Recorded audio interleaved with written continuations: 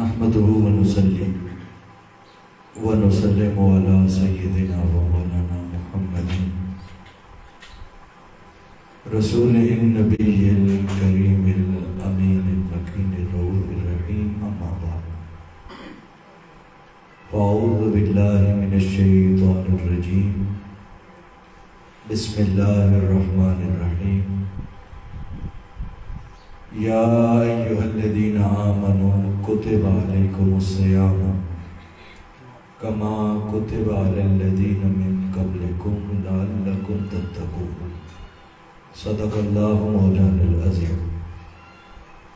مولاي صل وسلم دائما أبدا على حبيبك خير الخلق كلهم هو الحبيب الذي ترجى شفاعته لكل هون من الأهوال مقتحم يا رب بالمصطفى بلغ مقاصدنا واغفر لنا ما مضى يا واسع الكرم۔ معزز حاضرین محترم، اور آج کی اس جامع مسجد ویسے کرنی میں موجود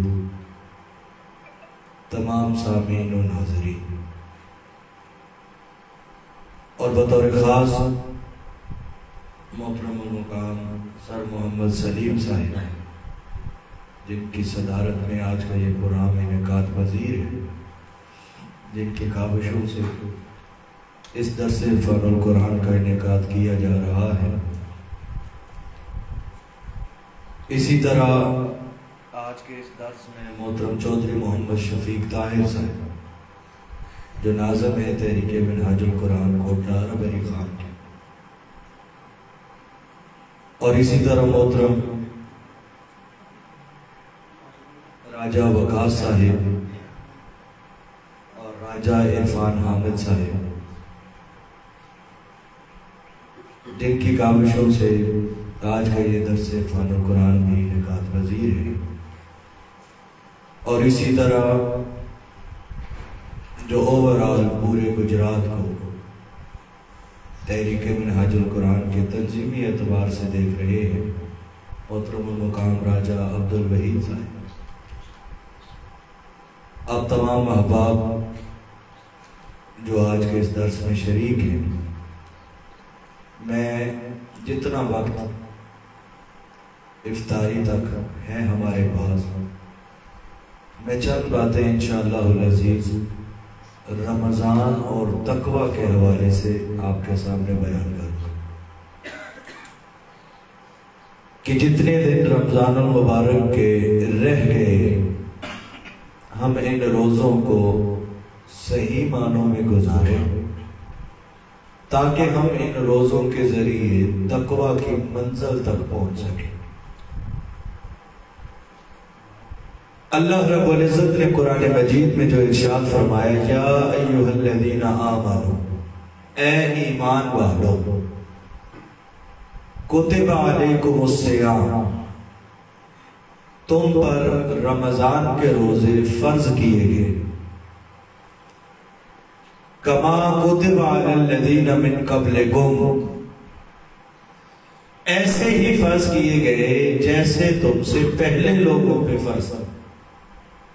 لعلکم تتقون، اور فرض اس لیے کیے گئے تاکہ تم متقی بن جاؤ۔ اب اس آیت مبارکہ میں جو اللہ رب العزت نے آغاز کیا وہ ہے یا ایھا الذین آمنوا، اے لوگوں جو ایمان لائے۔ اب ہمیں سب سے پہلے یہ معلوم ہونا چاہیے، یہ ہمیں ذہنی طور پر واضح ہونا چاہیے، اور یہ ہماری کنسیپچل کلیئرٹی ہونی چاہیے کہ ایمان کسے کہتے ہیں۔ مل کر بولے، ایمان کسے کہتے ہیں؟ تو یہ بالکل میں قرآنی آیات اور حدیث کو اور صحابہ اکرام کے واقعات کو سامنے رکھ کر یہ بات آپ کے سامنے کہہ رہا ہوں کہ ایمان محبت و ادب مصطفیٰ کا، جتنا حضور کی محبت بڑھتی جائے، جتنا حضور کی بارگاہ کا ادب بڑھتا جائے، اللہ رب العزت اتنا ہی بندے کو ایمان کا نور عطا کرتا ہے۔ جس قدر من میں محبت بڑھ جائے،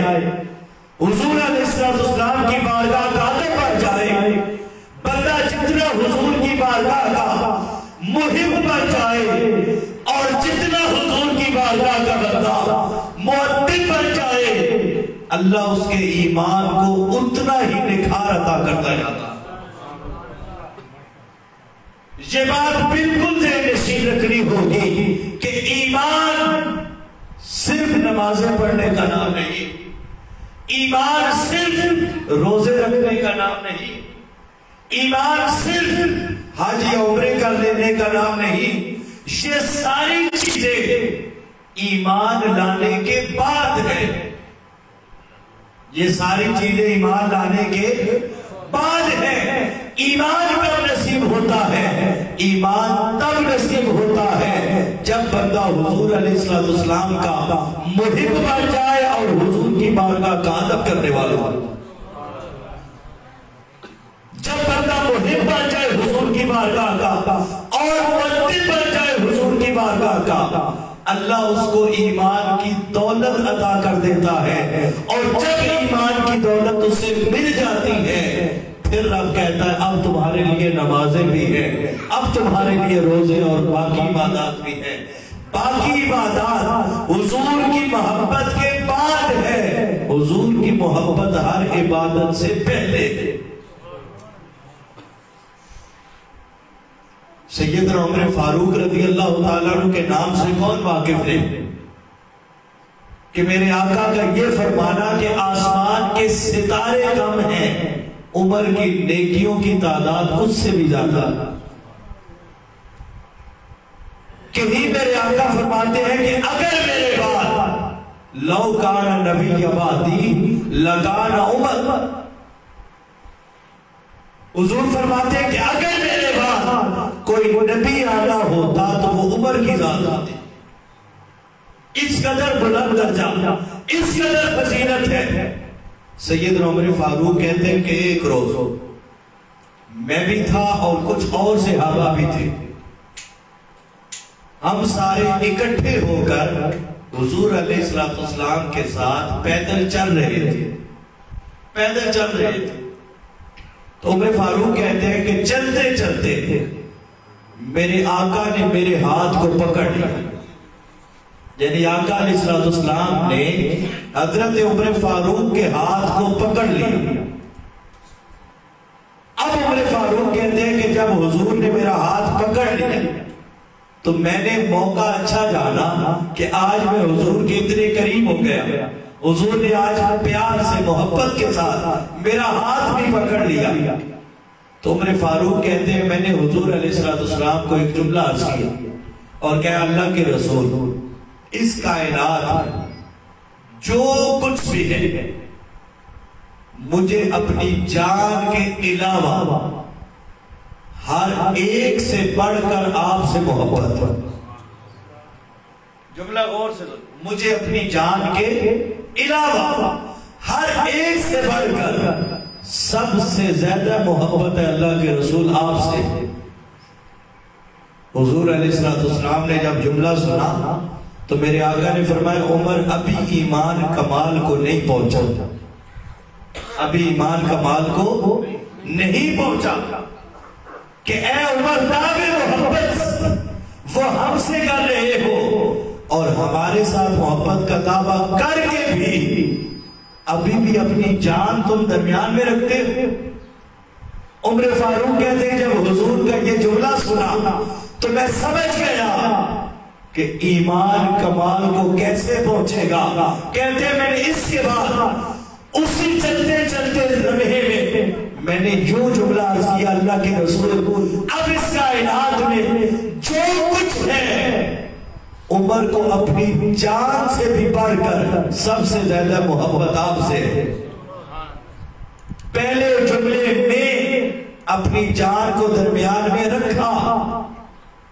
اور دوسرے جملے میں اپنی جان سے بھی گزر گئے کہ اے اللہ کے رسول اس کائنات میں جو کچھ ہے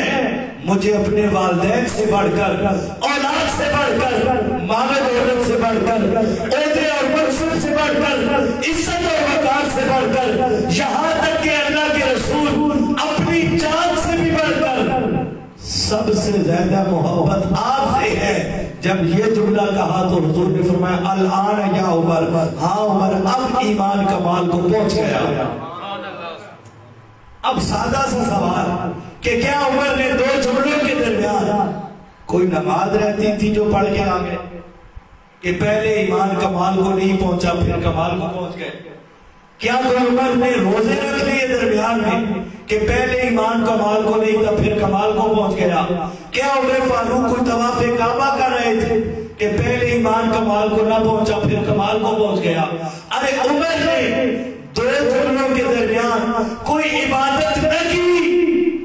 بلکہ دو جملوں کو عمر نے بدل بدل کر ادا کیا۔ پہلے جملے میں عمر فاروق نے عرض کیا اللہ کے رسول مجھے اپنی جان کے علاوہ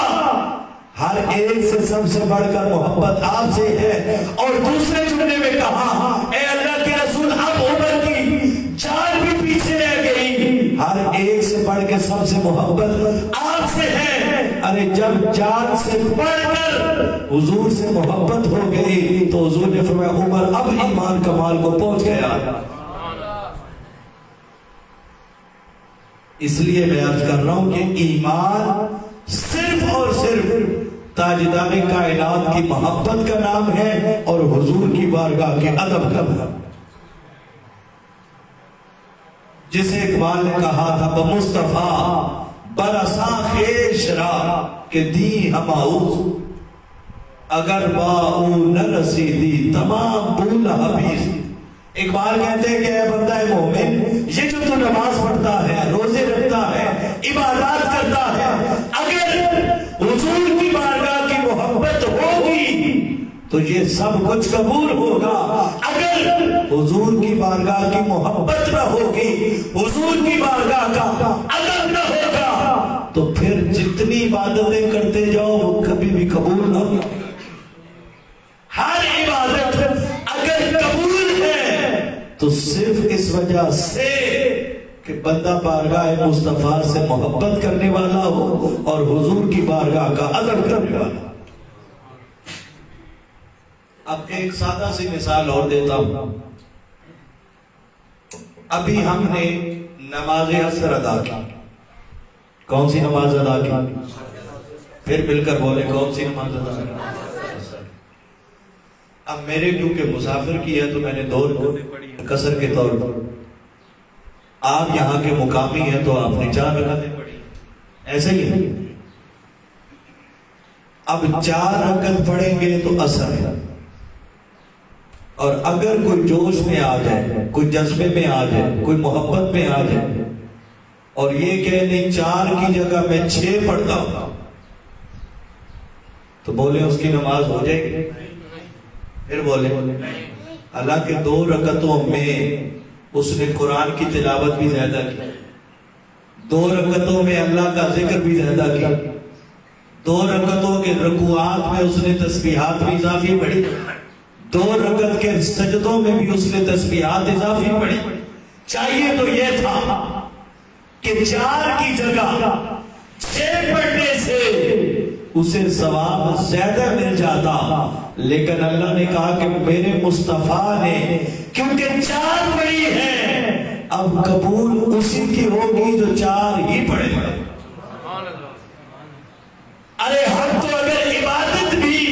حضور کی سنت سے ہٹ کے کریں تو عبادت بھی قبول نہیں، اگر سنت مصطفیٰ سے ہٹ جائے اور اگر حضور کی سنت سے ہٹ کر عبادت نہیں قبول تو حضور کی ذات سے ہٹ کر ایمان کے